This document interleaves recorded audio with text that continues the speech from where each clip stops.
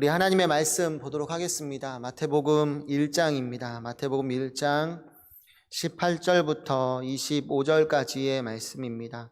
마태복음 1장 18절부터 25절까지의 말씀. 우리 찾았으면 한 절씩 교독해서 읽도록 하겠습니다.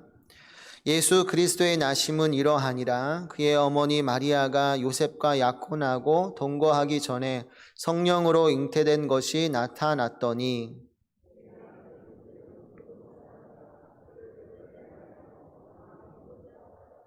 이 일을 생각할 때에 주의 사자가 현몽하여 이르되 다윗의 자손 요셉아 내 아내 마리아 데려오기를 무서워하지 말라. 그에게 잉태된 자는 성령으로 된 것이라.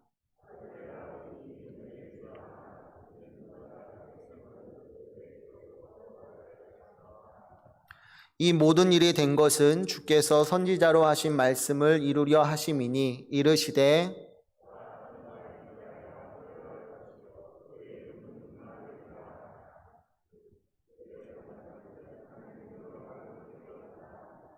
요셉이 잠에서 깨어 일어나 주의 사자의 분부대로 행하여 그의 아내를 데려왔으나 아들을 낳기까지 동침하지 아니하더니 나음의 이름을 예수라 하니라. 아멘. 기도하겠습니다. 하나님 아버지 감사합니다. 오늘 이 시간 우리가 하나님 앞에 모였고 이제 말씀 듣습니다. 이 생명의 말씀 모두가 들을 때 성령 하나님 깨닫게 하시고 또 이 말씀을 사랑하게 하사 우리가 즐거이 지킬 수 있도록 능력과 힘을 더하여 주시옵소서. 이 말씀으로 인하여 오늘날 힘들고 지친 모든 영혼들이 위로함을 받게 하여 주시옵시고 더 나아가 모든 것이 해결되고 낫는 기적을 체험케 하여 주시옵소서. 임마누엘 하나님으로 인하여 승리하는 한 주간 되게 하여 주시옵소서. 감사합니다. 예수님 이름으로 기도합니다. 아멘. 우리 서로 인사합시다. 건강하세요. 건강하세요. 예. 그 어느 때보다도 건강이 정말 중요한 걸 느껴요. 예, 건강하시고 기쁘게 사십시오. 정말로. 고함석헌 시인이 있습니다. 고함석헌 시인 하면 대표적인 시가 그 사람을 가졌는가라는 제목의 시인데요. 이 시는 우리가 맺고 있는 다른 사람들과의 관계를 진지하게 되돌아보도록 만드는 시입니다. 한번 그 내용을 한번 들어보시죠. 말리길 나서는 길, 처자를 내맡기며 맘 놓고 갈 만한 사람, 그 사람을 그대는 가졌는가? 온 세상 다 나를 버려 마음이 외로울 때에도 저 맘이야 하고 믿어지는 그 사람을 그대는 가졌는가? 탔던 배 꺼지는 시간, 구명때 서로 사양하며 너만은 제발 살아다오 할 그 사람을 그대는 가졌는가? 불의의 사형장에서 다 죽여도 너희 세상 빛을 위해 저만은 살려두거라 일러줄 그 사람을 그대는 가졌는가? 잊지 못할 이 세상을 놓고 떠나려 할 때 저 하나 있으니 하며 방긋이 웃고 눈을 감을 그 사람을 그대는 가졌는가? 온 세상의 찬성보다도 아니 하고 가만히 머리 흔들 그 한 얼굴 생각에 알뜰한 유혹을 물리치게 되는 그 사람을 그대는 가졌는가? 이 시인은 이 시에서 우리에게 6번에 걸쳐서 동일한 질문을 던지죠. 그 사람을 그대는 가졌는가? 그 사람을 그대는 가졌는가? 6번에 걸쳐서 동일한 질문을 하고 있는데 그러면 여기에서 시인이 말하는 그 사람이란 누구를 말할까요? 한마디로 말하면 그 사람이라는 것은 우리가 기쁠 때나 슬플 때나 힘들 때나 어려울 때나 나쁠 때나 상관없이 언제나 우리와 항상 함께 있고 무엇보다도 자기의 목숨 있잖아요. 하나밖에 없는 목숨까지도 기쁘게 내어줄 수 있는 그런 참된 친구, 그런 진정한 친구를 그대는 가지고 있는가라고 묻고 있는 거예요. 그러면 여러분은 어떠신 것 같아요? 우리가 수많은 사람들과 지금 관계를 맺고 있지 않습니까? 그 많은 사람들 중에 여러분의 핸드폰 안에 수많은 사람들의 전화번호가 저장되어 있을 텐데 그 사람들 중에 여러분이 기쁠 때나 슬플 때나 어려울 때나 즐거울 때나 상관없이 늘 함께 있고요. 무엇보다도 자기의 목숨까지도 내어줄 수 있는 그런 참된 친구, 진정한 친구 한 명을 가지고 계십니까? 아마 많은 분들이요, 그렇다라고 자신 있게 말할 수는 없을 거예요. 이 세상에서 함께 시간을 보내고 돈까지 빌려줄 수 있는 사람은 있지만 자기의 목숨을 내어줄 수 있는 친구는 거의 없기 때문에 그렇죠. 그래서일까 어떤 사람은 단 한 사람의 참된 친구를 얻었다면, 많이도 아니고 단 한 사람의 참된 친구를 얻었다면 그는 성공한 인생이다 라고 말할 정도이죠. 근데 여러분 놀라지 마세요. 놀라지 마세요. 오늘날 이 세상에서 나를 위해서 기꺼이 목숨을 내어줄 친구는 없겠지만 놀랍게도 오늘날 모든 그리스도인들은 믿음을 갖는 그 순간 내가 기쁠 때나 슬플 때나 어려울 때나 즐거울 때나 상관없이 늘 나와 항상 함께 있기를 원하고, 무엇보다도 목숨은 물론이고 자신의 전부를 기꺼이 내어줄 수 있는 참된 친구 한 명이 꼭 생기게 마련인데 그가 누구일까요? 바로 우리 주 예수 그리스도이십니다. 여러분들, 모든 그리스도인들에게는 믿음을 갖는 그 순간 참된 친구 한 명을 꼭 갖는 거예요. 그게 바로 임마누엘 예수님이신 것이죠.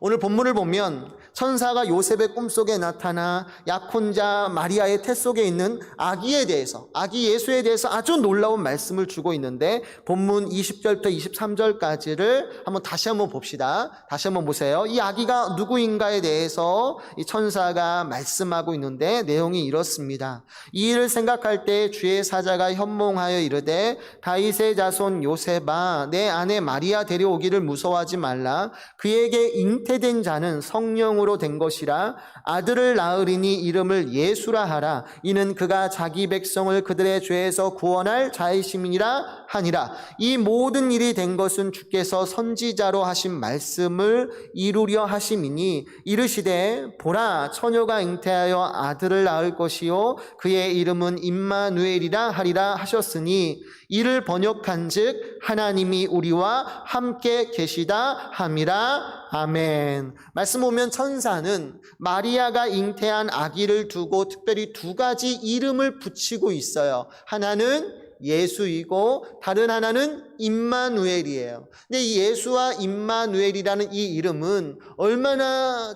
귀한 이름인지 몰라요. 얼마나 귀한 의미를 가지고 있는지 몰라요. 먼저 앞에 나오는 예수는 문자적으로 그가 우리를 구원할 것이다 라는 의미를 가지고 있는데, 이를 풀어 말하면 이 예수는 이 땅에서 어떠한 일을 하실 것인지에 대해서 분명하게 제시하는 이름이에요. 즉 그분은 우리를 죄로부터 구원하시기 위해서 대신 십자가에 달려 죽으실 그리스도 메시아다라는 의미를 가진 것이 바로 예수라는 이름인 거예요. 그리고 그 뒤에 나오는 임마누엘이라는 이름도 문자적으로 보면 번역한즉 하나님이 우리와 함께 계시다라는 의미를 가지고 있어요. 그러니까 이 두 개의 이름을 종합해 보면 임마누엘 예수님은 어떤 분이시냐?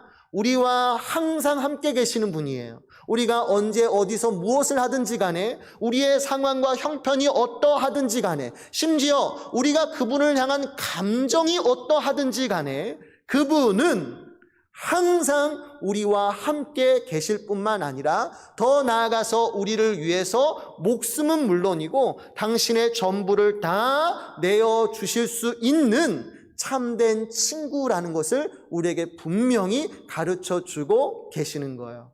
여러분들, 이러한 임마누엘 예수님이 오늘 이 시간 여러분과 함께 계심을 믿으시기 바랍니다. 이 예수님이 우리에게 있으니 얼마나 힘이 돼요. 근데 여러분, 이 부분을 우리가 좀 더 자세히 살펴보기를 원해요. 크게 두 가지 질문을 던질 텐데요. 하나는, 이처럼 임마누엘 하나님은, 예수님은 우리와 항상 함께 계신다고 하는데 도대체 어떠한 방식으로 우리와 함께 계시는가?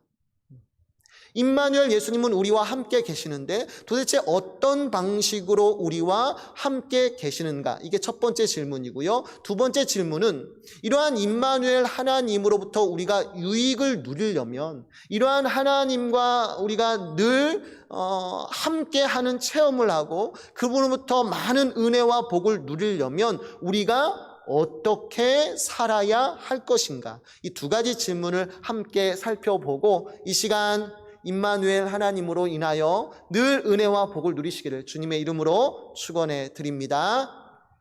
먼저 예수님께서는 어떠한 방식으로 우리와 함께 계시는 것일까?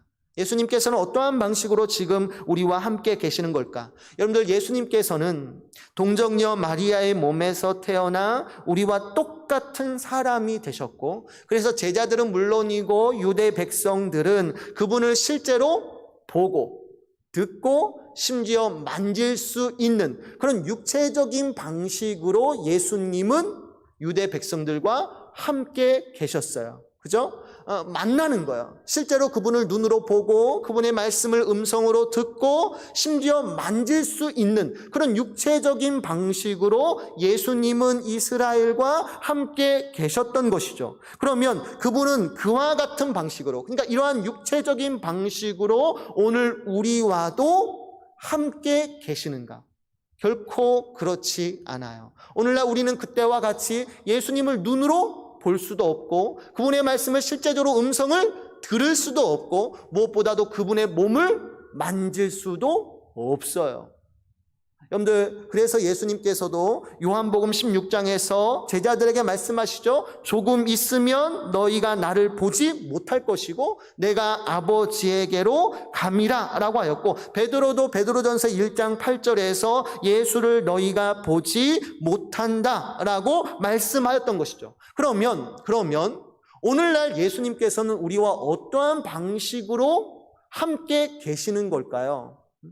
지금은 예수님께서는 십자가에 부활하시고 십자가에 달려 죽으시고 부활하사 하늘로 승천하신 상태잖아요. 하늘로 승천하셔서 지금은 하나님 보좌 우편에 앉아 계시면서 교회와 온 세상을 다스리시는 분이시기 때문에 과거의 그 육체적인 방식으로 우리가 그분을 보고 듣고 만질 수 없는데, 그럼에도 불구하고 예수님께서는 나는 너희와 항상 함께 있어, 나는 임마누엘 하나님이라고 말씀하고 계시는데, 그러면 도대체 어떠한 방식으로 우리와 함께 계시는가?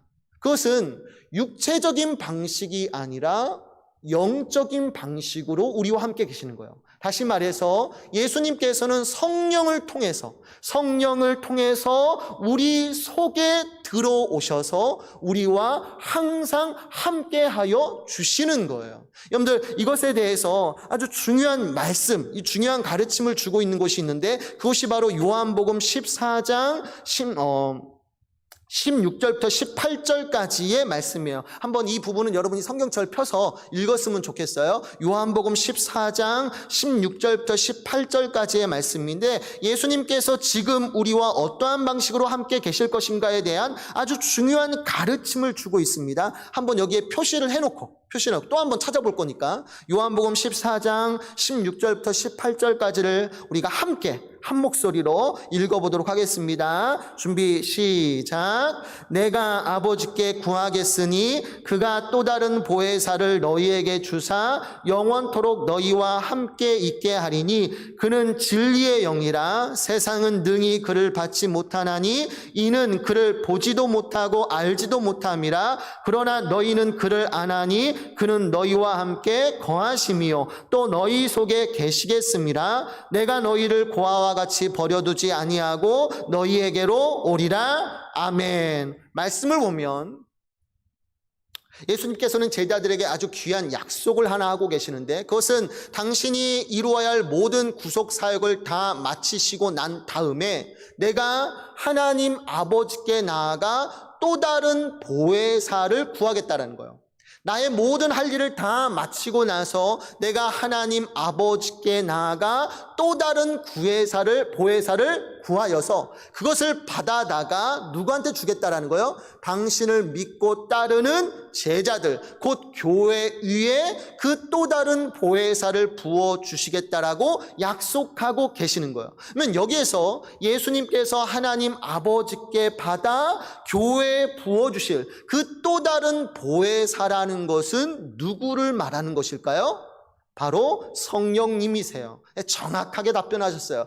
여기에서 말하는 또 다른 보혜사란 바로 성령님이세요. 예수님께서는 우리의 구원 사역을 다 이루시고 난 다음에 편히 쉬시는 게 아니에요. 내 할 일은 다 끝났으니까 이젠 난 몰라 이러시는 게 아니라 지금도 일하시고 계시는데 특별히 누구를 통해서? 성령님을 통해서 일하시는 거예요. 즉 그분은 하늘로 승천하셔서 약속하신 대로 하나님 아버지께 성령을 받으세요. 성령을 받으셔서 그의 교회 위에 부어주셨는데 이때가 언제예요? 바로 오순절 날인 거예요. 예수님께서는 말씀하신 그대로 오순절날 그를 따르는 믿음의 성도들이 한자리에 모여 함께 소리 높여 기도하는 그 순간에 약속하신 성령을 각 성도 위에 충만하게 부어주시는 거예요. 그 현장 가운데 성령의 임재와 충만함이 임하게 되고, 중요한 것은 그때 임한 성령님, 그때 제자들 속에 임한 성령님을 통해서 예수님께서도, 하나님 보좌 우편에 앉아 계시는 그 예수님께서도 그 성령을 통해서 우리 속에 들어오시는 거예요. 우리 속에 들어오셔서 다시는 떠나지 않을 것이다. 너희를 고아와 같이 버려두지 않을 것이다. 너희와 항상 함께 있을 것이다 라고 말씀하고 계시는 거예요. 그러니까 지금은 과거와 같이 예수님께서 육체적인 방식으로 우리와 함께 거하시는 게 아니에요. 영적인 방식으로, 즉 성령의 임재와 내주하심을 통해서 예수님은 우리 속에 들어오셨고 세상 끝날까지 우리와 항상 함께 계실 줄 믿으시기 바랍니다. 여러분들, 이 말씀이 얼마나 충격적인 말씀인지 몰라요. 이 당시에 이스라엘 백성들에게 이 말씀을 주었을 때 어느 누구도 이 말씀을 이해하거나 감히 상상할 수도 없었어요. 이건 너무나 충격적인 말씀이에요. 여러분들, 저도 아이폰 쓰고 있는데 아이폰이 2007년도에 처음으로 선을 내보였잖아요. 스티븐 잡스가 2007년도일 거예요. 아이폰을 처음으로 시장에 내놓았는데 그때 아이폰을 보았던 대부분의 사람들의 반응이 뭐냐면 충격이었어요. 엄청난 충격을 받았어요. 이유가 뭔가 하냐면 이 아이폰 안에 모든 기능이 다 들어가는 거예요. 그러니까 예전에는 우리가 사진을 찍으려면 사진기를 찾았어요. 게임을 하려면 게임기를 샀고요. 음악을 들으려면 mp3를 썼어요. 그죠? 그리고 인터넷으로 메일을 보내려고 하면 컴퓨터를 켜서 인터넷에 들어가야만 했어요. 근데 이 모든 기능들 있잖아요. 사진기든 게임기든 mp3든 인터넷 메일이든 문서 동영상 편집뿐만 아니라 모든 그야말로 그냥 컴퓨터 한 대의 기능이 어디로 들어가는 거예요? 손바닥만한 그 아이폰에 다 들어가는 거예요. 상상치도 못한 일이 일어나는 거예요. 예전에는 그냥 모든 기기들을 다 사용하면서 사진도 찍고 게임도 하고 문자도 보내고 편집도 하고 이 모든 일들을 외부에서 다 찾았는데 이 모든 기능들이 놀랍게도 그 아이폰 조그만 손바닥 안에 들어가는 그 작은 전화기 안에 이게 다 들어가는 거예요. 그러니까 아이폰만 품 안에 갖고 있으면 다 할 수 있는 거예요. 다 할 수 있는 거예요. 그러니까 그야말로 충격이고 혁신인 거예요. 엄청난 충격을 받았죠. 근데 여러분, 어떻게 보면 비교하면 좀 그렇지만 하나님께서 우리 속에 들어오셔서 함께 계신다라는 말씀도 정말 충격적인 말씀이에요. 여러분 생각해 보세요. 구약시대만 하더라도 하나님은 이스라엘 백성들과 어떻게 계셨어요? 외부에 계셨어요. 사람들 밖에 계셨어요. 하나님께서 이스라엘 백성들을 선택하시고 내가 너희들과 함께 있을 거야 라고 말씀은 하셨지만 그들 외부에서, 그들 바깥에서 그분은 함께 계셨어요. 근데 어떤 식으로 계셨어요? 성막이나 성전, 그것도 가장 깊숙한 지성소에 그분은 계시면서 아무도 못 들어오게 하셨어요. 1년에 딱 한 번 대속죄일 날 대제사장만이 너만 들어와, 너만 들어와서 나를 만날 수 있다라고 허락하셨고, 나머지 이스라엘 백성들은 그 성막 안에 있는 지성소 안에 계시는 하나님을 만날 수 있는 허락을 해주시지 않으셨어요. 누구나 그 속에 들어가서 하나님 만날 수 없어요. 만약에 자기 임의대로 마음대로 그 지성소에 들어가 하나님을 만나려고 하면 그 순간 죽임을 당해요. 그게 하나님이 함께 하시는 방식이에요. 너무나 거룩하셨기 때문에 죄인된 백성들이 감히 내 앞에 나올 수 없게끔, 나오면 죽어, 경고까지 하셨어요. 그게 예수님, 하나님께서 이스라엘 백성들과 함께하는 방식이에요. 근데 신약으로 넘어와서 그 하나님이 어떻게 하시는 거예요? 지성소에서 나오시는 거예요. 지성소에서 나오셔서 심지어 사람의 육신을 입으시는 거예요. 우리와 똑같은 사람이 되셔서 사람들 곁에 계시는 거예요. 지성소에 계셔서 아무도 들어오지 못하게 하셨던 그 하나님께서 신약으로 넘어와서는 우리와 같은 육신이 되셔서 우리와 똑같은 사람이 되셔서 백성들 곁에 계시는 거예요. 근데 이제는 또 어떻게 하는 거예요? 그걸 또 뛰어넘어서 백성들 곁에만 계시는 것이 아니라 우리들 속에 들어와 보시는 거예요. 그냥 우리 곁에 계시는 것이 아니라 아예 우리 속에 들어오 계시는 거예요. 들어오셔서 어떠한 상황, 어떠한 형편이든지 내가 너희를 떠나지 않고 고와 같이 버려두지 않고 내가 항상 너희와 함께 있겠다라고 말씀하고 계시는 거예요. 이거 엄청난 충격이에요. 엄청난 일이 벌어진 거예요. 여러분들, 마가복음 1장만 보더라도 예수님께서 새벽 미명에 홀로 한적한 곳으로 나아가 기도를 하세요. 새벽 기도를 하시죠. 새벽 기도를 하는데 그때 제자들은 다 자고 있다가 문 밖에 사람들이 웅성웅성 거리는 소리가 들려요. 많은 병자들과 귀신 들린 자들이 역시나 예수님께 기적을 바라고 보자 예수님을 찾아온 거예요. 근데 제자들이 깨어나서 보니까 예수님이 안 보여. 계셔야 할 자리에 예수님이 누워 계시지 않는 거예요. 그 순간 제자들의 마음에 불안함이 생기는 거예요. 사람들은 막 예수님을 찾고자 하는데 예수님이 눈에 보이지 않으니까 제자들의 마음에 두려움이 생기는 거예요. 불안함이 생기는 거예요. 그래서 어떻게 해요? 그들이 예수를 뒤따라 갔다라고 표현하고 있는데, 여기서 뒤따라 가다라는 단어가 헬라어로 보면 카타티오코이고 탐색하다, 추적하다라는 의미를 가지고 있어요. 그러니까 그 순간에 제자들은 예수님이 눈에 보이지 않자 그분을 찾기 위해서 어떻게 하는 거예요? 주변을 샅샅이 뒤지기 시작하는 거예요.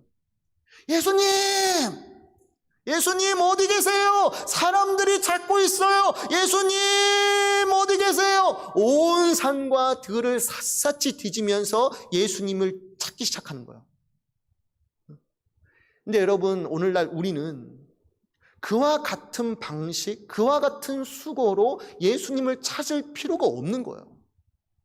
비록 예수님이 우리의 눈에 보이지는 않지만 내 감정으로 예수님이 나와 함께 계시지 않는 것처럼 느껴진다 할지라도 여러분들 기억하셔야 돼요. 예수님께서는 지금 어디 계시는 거예요? 어느 한 곳에, 한적한 곳에 나가 기도하시는 것이 아니라 지금 어디에 계시는 거예요? 내 속에 들어와 계시는 거예요. 내 속에 들어와 계셔서 나를 떠나지도 아니하시고 나와 항상 함께 계시는 분이시기 때문에 여러분이 동분서주 뛰어다니면서 예수님 어디 계세요? 나타나 주세요 말할 필요가 없는 거예요. 지금 이 순간 나와 함께 계시기 때문에 여러분들이 그냥 그 자리에서 예수님을 찾기만 하면 예수님이 나와 함께 계심을 알도록 만들어 주실 줄 믿으시기 바랍니다.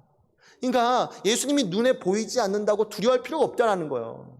불안하실 필요도 없다라는 거예요. 혹시나 나를 버리시면 어떡하나? 이런 감정을 가지실 필요도 없다라는 거예요. 동분서주 뛰어다닐 필요도 없다라는 거예요. 예수님은 여러분이 인정하든 안 하든, 여러분이 믿든 안 믿든, 여러분의 감정이 어떠하든 안 하든 간에 임마누엘 예수님은 여러분과 함께 계셔요. 지금도. 믿으십니까? 믿으십니까? 함께 계셔요. 지금 여러분과 함께 계셔요. 얼마나 힘이 돼요.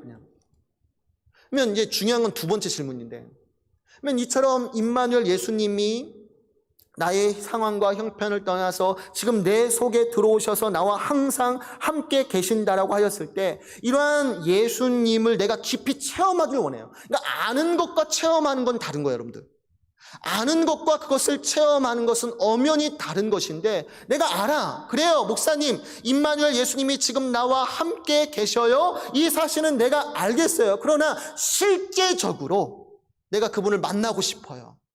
내가 하나님의 임재 안에 거하고 싶어요. 아, 지금 예수님이 나와 함께 계시는구나. 지금 나를 사랑하고 계시는구나. 지금 나를 불꽃 같은 눈동자로 지켜보고 계시는구나. 지금 나의 먹고 마심에 대해서 하나님께서 채워주시겠구나. 이러한 실제적인 은혜, 이러한 복을요, 내가 누리고 싶어요.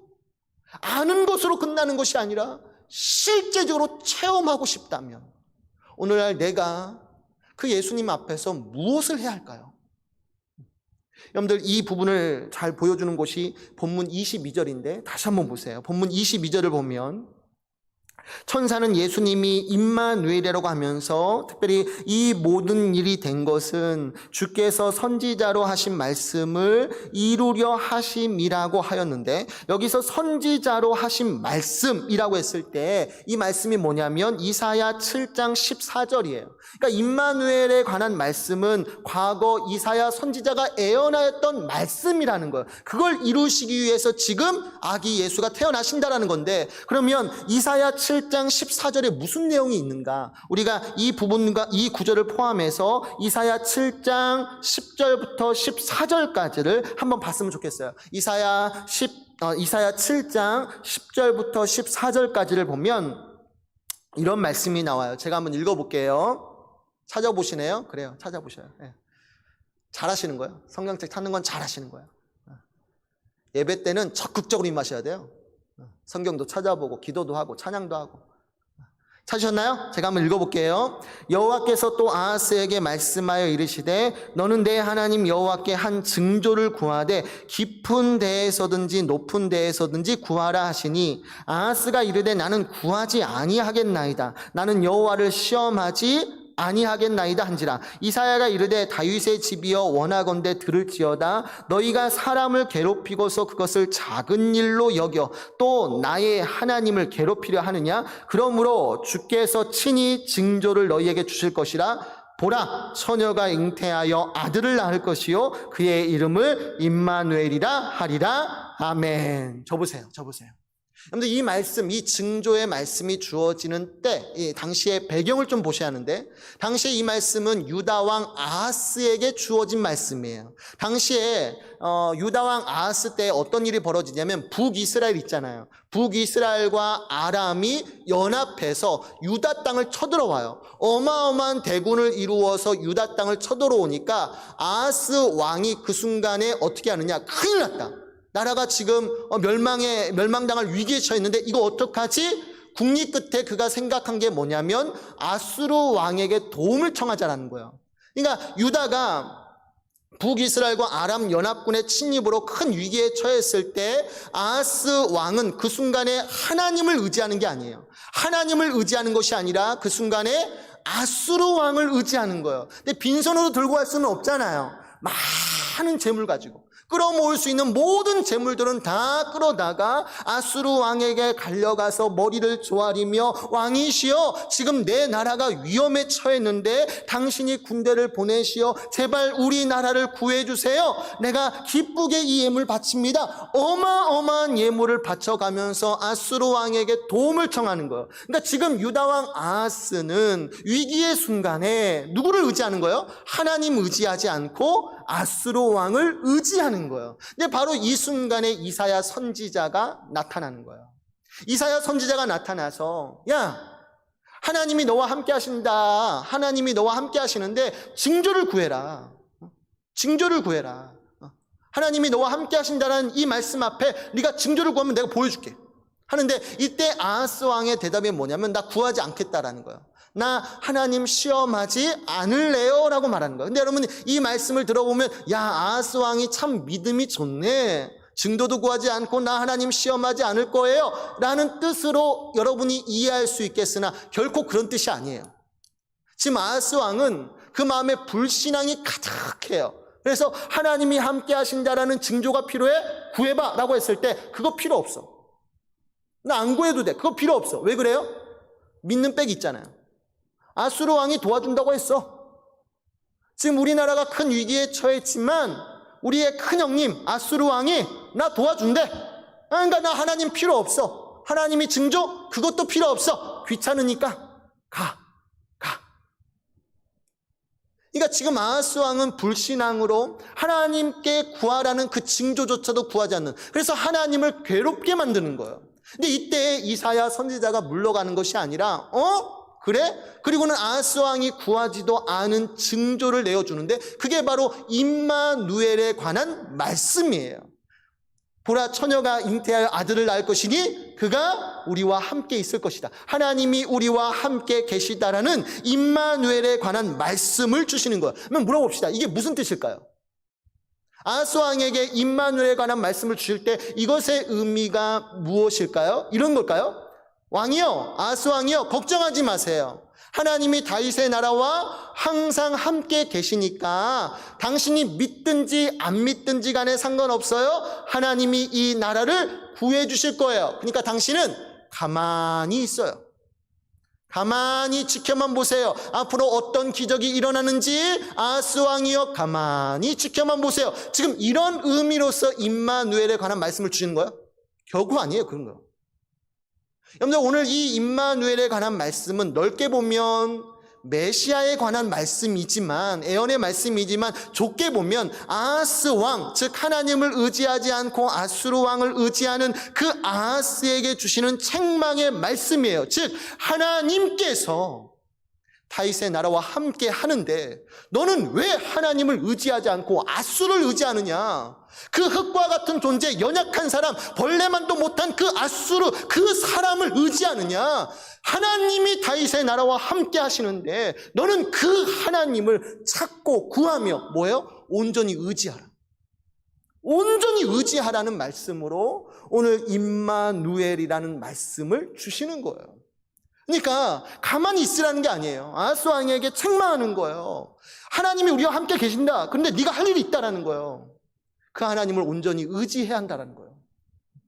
하나님이 우리와 함께 계시지만 네가 그 하나님의 능력과 은혜를 체험하기를 원한다면 지금 이 순간 하나님을 찾으라는 거예요.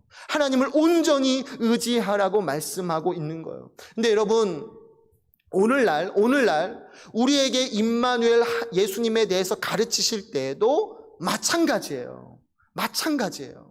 오늘 이 말씀을 주실 때 하나님께서는 야, 가만히 있어. 내가 너희들 속에 있으면서 너희와 항상 함께 있잖아. 그러니까 어떠한 위기가 임하든 간에 어떠한 어려움이 생기든 간에 너희 가만히 있어. 내가 다 해결해 줄게.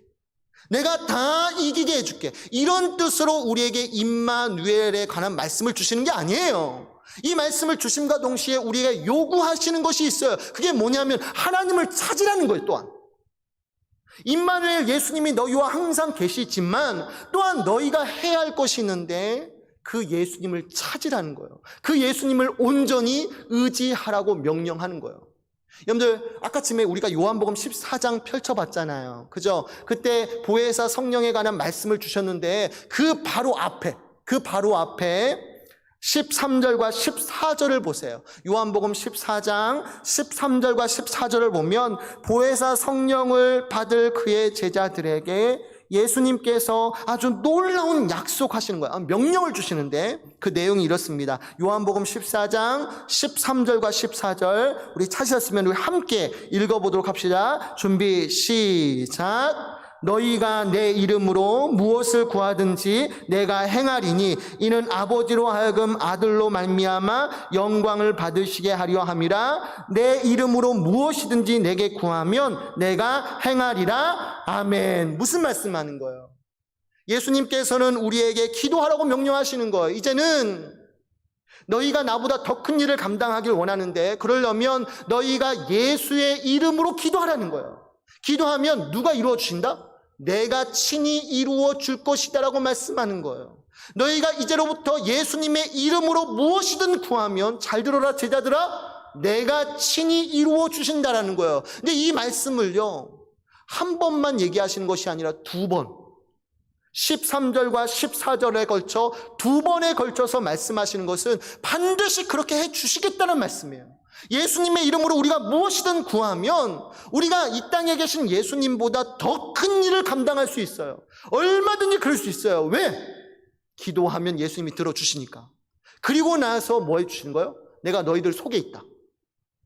성령을 통해서 너희들 속에 들어가 있어서 너희와 항상 함께 계시겠다라는 약속을 주시는 거예요. 그러니까 이게 무슨 뜻이에요? 나는 너희와 항상 함께 있어. 나는 임마누엘 예수님이야. 너희 속에 들어와서 너희와 항상 함께 있을 거야. 그러니까 걱정하지 마. 어떤 위기의 순간에도 가만히 있어. 내가 다 해결해 줄게. 이런 뜻이 아니잖아요. 어떻게 해요? 함께 계시지만 그 임마누엘 예수님을 실제적으로 체험하고 그분의 능력으로 너희가 큰 일을 감당하기를 원한다면 뭐 해야 한다? 찾고 구하고 문을 두드리라는 거예요. 기도해야 한다는 거예요.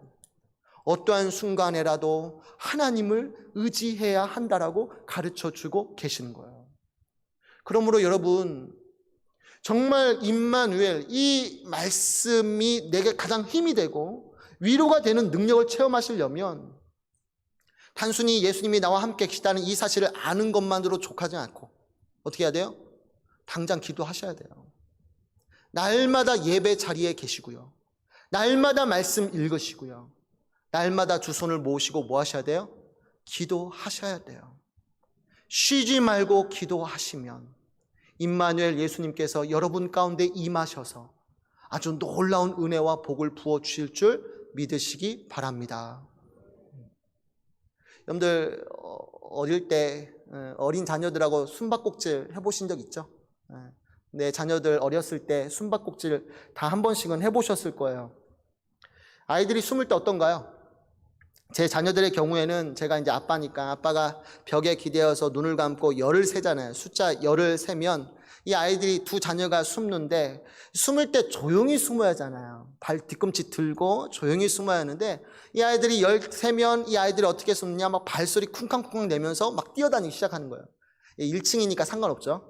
막 뛰어다니기 시작하는 거예요. 그러니까 나는 눈을 감고 열을 세고 있지만 아이들이 쿵쾅쿵쾅 거리는 그 소리를 들어보면 아이들이 대충 어디에 숨을 것인가를 대략적으로 알 수가 있어요. 근데 더 결정적인 힌트는 열을 세고 나서부터예요. 열을 세고 나서부터 더 결정적인 힌트를 얻을 수 있어요. 열을 세고 나서 제가 외치잖아요. 애들아 다 숨었니?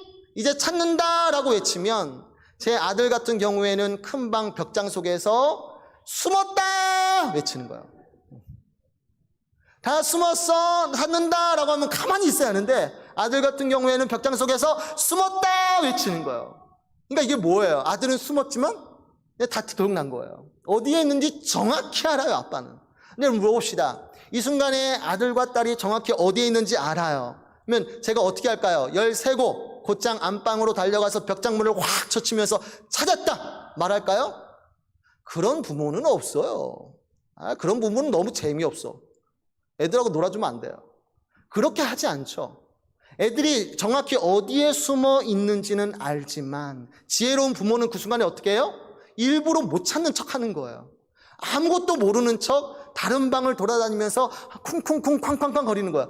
애들 어디 있어? 야 너무 잘 숨었네. 우리 애들 너무 잘 숨었는데 어디 있는 거야? 소리치는 거야. 그러면 그 순간에요 벽장 속에 숨어 있는 두 아이가 뭐예요? 킥킥킥 거려. 야 조용히 조용히. 이미 다 알고 있지만 아빠가 그렇게 열심히 찾고 있는 그 모습을 속을 보면서 아이들은 킥킥킥 막 즐거워하는 거예요. 그리고 마침내 벽장문을 확 젖히고 찾았다 하면 서로가 얼마나 기쁜지 몰라요. 와, 또 해, 아빠 또 해 외치는 거예요. 여러분들 숨바꼭질의 묘미가 뭔지 아세요? 숨바꼭질의 묘미가 뭔지 아세요? 숨는 데 있는 게 아니에요. 발견하는 데 있는 거예요. 발견하는 데 숨바꼭질의 기쁨이 있는 거예요.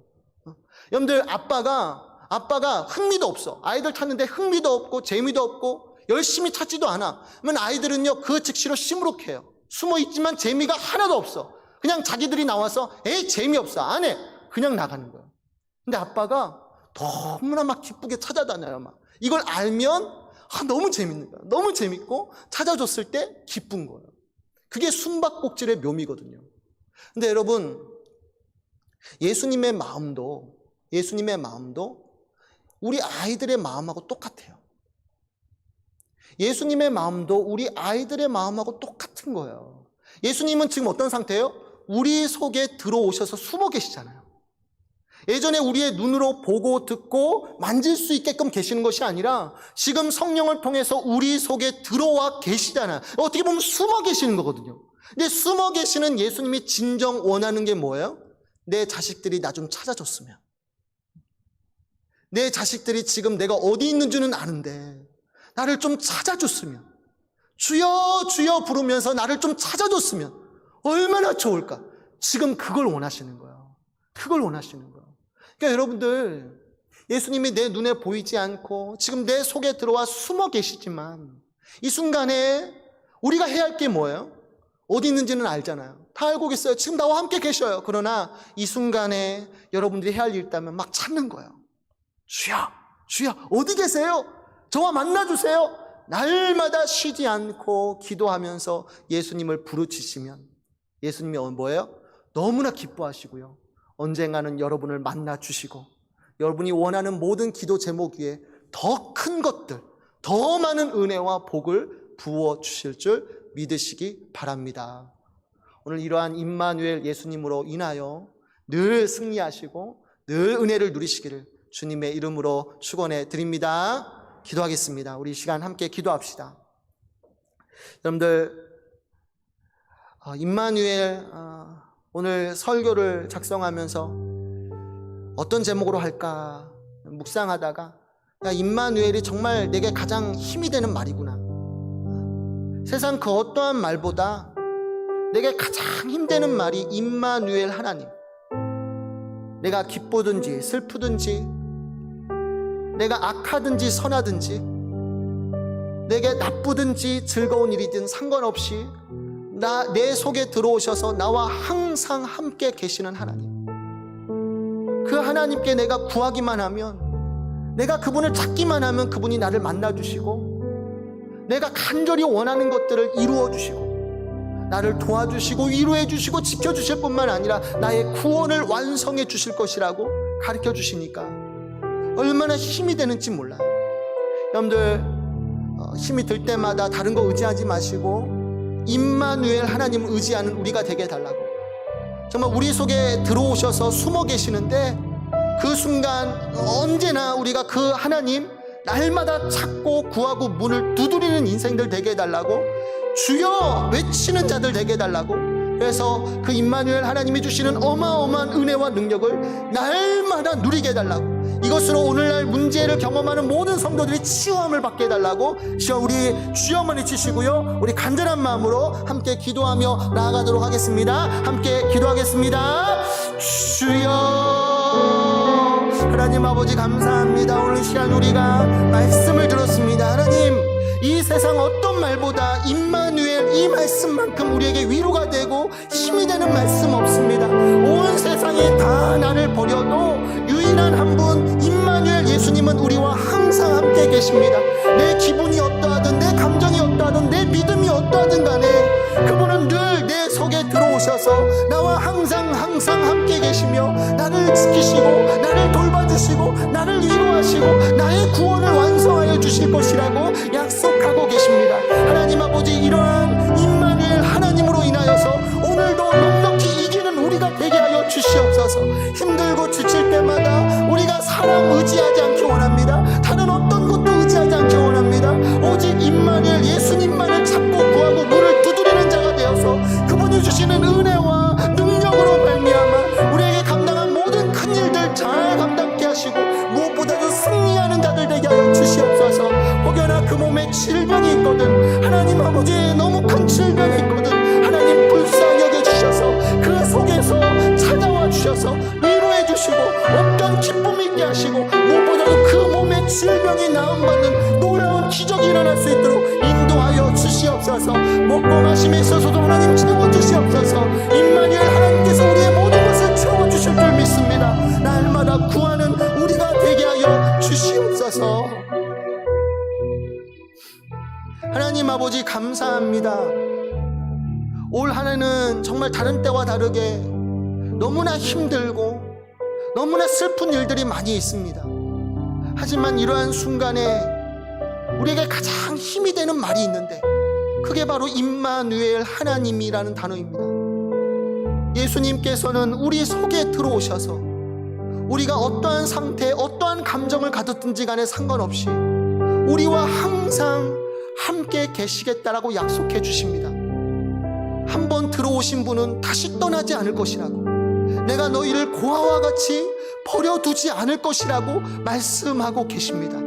하나님 아버지, 이러한 임마누엘 예수님이 우리와 항상 함께 계신다는 이 사실을 날마다 기억하게 하시고, 무엇보다도 그분 앞에 쉬지 말고 기도하고 말씀 듣고 예배의 자리로 나아가는 우리가 되게 하여 주시옵소서. 그래서 그분이 주시는 놀라운 은혜와 능력을 날마다 체험하게 하여 주시옵소서.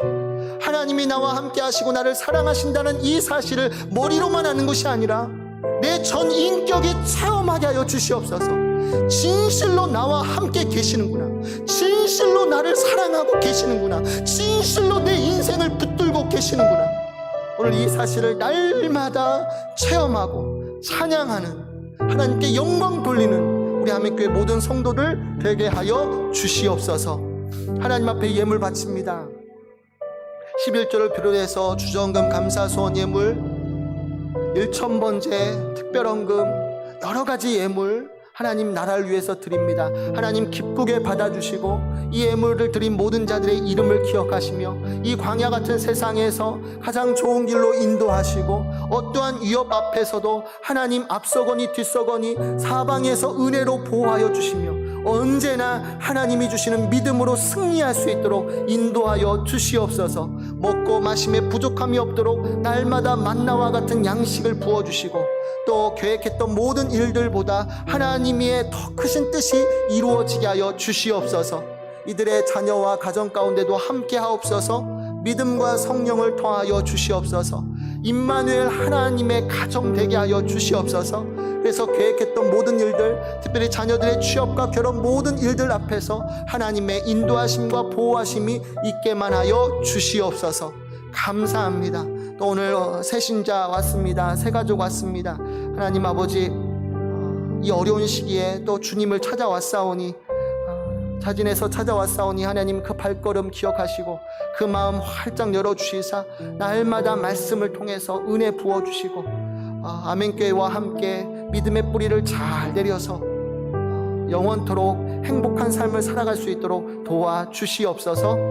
하시는 모든 일들 가운데도 형통의 복이 임하게 하여 주시옵소서. 감사합니다. 예수님 이름으로 기도합니다. 아멘. 다 함께 일어나셔서 찬송가 2장 함께 찬양하겠습니다.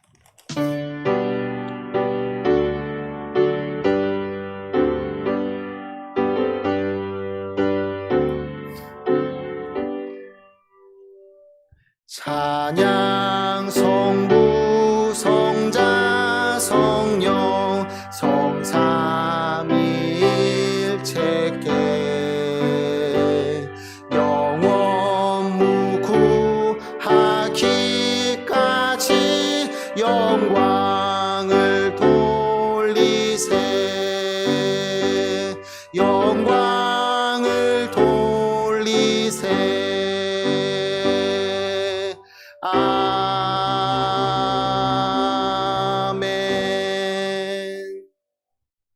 지금은 우리 주 예수 그리스도의 은혜와 하나님의 사랑하심과 성령님의 교통하심이 이 험한 세상 속에서 우리에게 가장 힘되는 분 임마누엘 예수님으로 인하여서 늘 하는 모든 일들이 잘 되고 그 몸의 질병이 나음받고 형통의 복이 임하기를 소원하는 주의 백성들 머리머리에 이제부터 영원토록 항상 함께 있을지어다. 아멘.